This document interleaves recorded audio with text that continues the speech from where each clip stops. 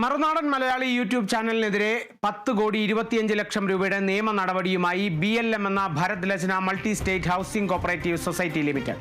തൃശൂരിൽ രാഗം തിയേറ്റർ നടത്തിപ്പുകാരൻ സുനിലിനെയും ഡ്രൈവറെയും ആക്രമിച്ച സംഭവത്തിൽ BLMനെതിരെ വ്യാജ വാർത്ത നൽകി അപകീർത്തിപ്പെടുത്തിയെന്ന് കാണിച്ചാണ് നിയമ നടപടി. പരസ്യമായി മാപ്പ് പറയണമെന്നും 10 കോടി രൂപയും 25 ലക്ഷം രൂപ നിയമ നടപടിക്കുള്ള ചിലവും നൽകണമെന്നാവശ്യപ്പെട്ടാണ് നോട്ടീസ്.